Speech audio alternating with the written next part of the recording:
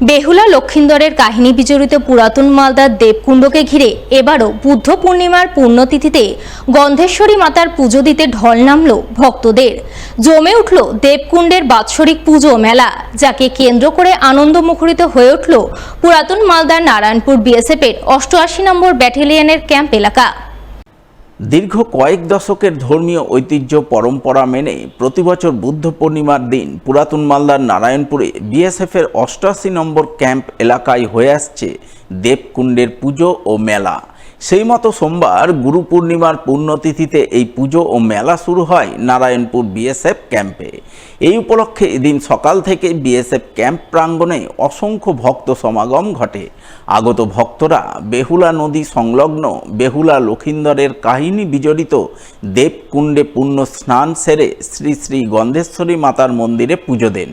পুজো ও মেলা পর্ব সুষ্ঠুভাবে সম্পন্ন করতে সর্বতোভাবে সহযোগিতার হাত বাড়িয়ে দেয় বিএসএফ। দেবকুণ্ডের পুজো ও মেলার প্রচলন সম্পর্কে নানান কল্পকাহিনী প্রচলিত রয়েছে। ভক্তদের কারো মতে বেহুলা তার মৃত স্বামী লক্ষিন্দরের প্রাণ ফেরাতে এই স্থানে পদার্পণ করেছিলেন।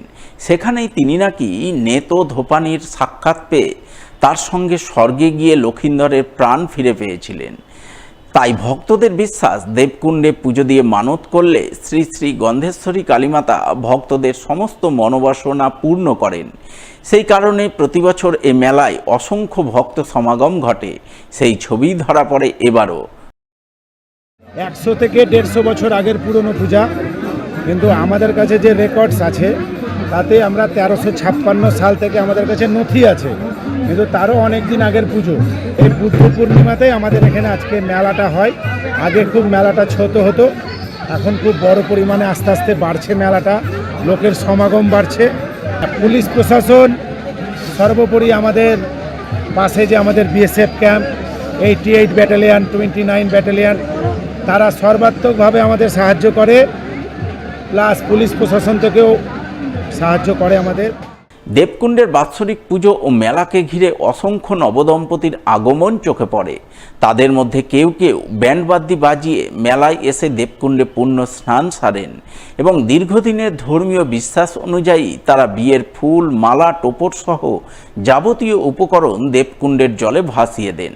তাদের বিশ্বাস, এই রীতি পালন করে পুণ্য স্নান সেরে শুদ্ধ চিত্তে মা গন্ধেশ্বরী মাতার পুজো দিলে নবদম্পতির বৈবাহিক জীবন সুখের হয়। প্রত্যেক বছর এখানে পূর্ণিমার সময় একটা হয় মেলা হয়, দেবকুণ্ড মেলা।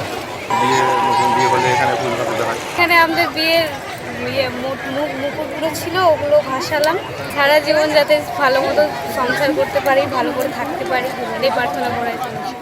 সোমবার বুদ্ধ পূর্ণিমার পুণ্যতিথি।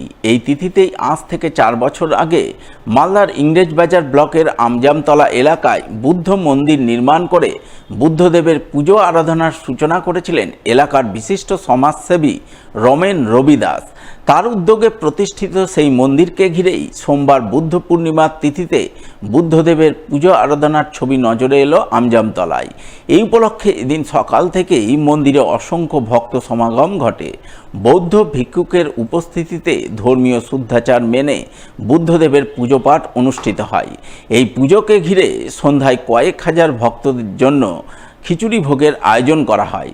সোমবার দুপুরে আমজামতলার বুদ্ধ মন্দিরে পুজো দিতে যান ইংরেজবাজার পৌরসভার চেয়ারম্যান সস্ত্রীক কৃষ্ণেন্দু চৌধুরী।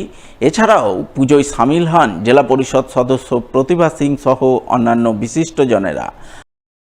আজকে আমরা গত 4 বছর ধরে আমরা বুদ্ধ জয়ন্তী পালন করে চলেছি। তো এখানে ত্রিপুরা এবং কলকাতা থেকে আমাদের ভিক্ষু এসেছেন, তার নাম হচ্ছে পরমানন্দ ভিক্ষু পরমানন্দ। ওনার নেতৃত্বে আজকের যে শান্তির বার্তা, বুদ্ধর বাণী এবং বুদ্ধ যে শিক্ষাগুলো আমাদেরকে দিয়ে গেছেন, সেই শিক্ষা নিয়ে সকালে পূজা বা তাকে শ্রদ্ধা জ্ঞাপন আমরা করি। রমেন রবিদাসের উদ্যোগে প্রায় 8 থেকে 10 হাজার লোকের আজকে খাওয়া দাওয়ার ব্যবস্থা করা হয়েছে।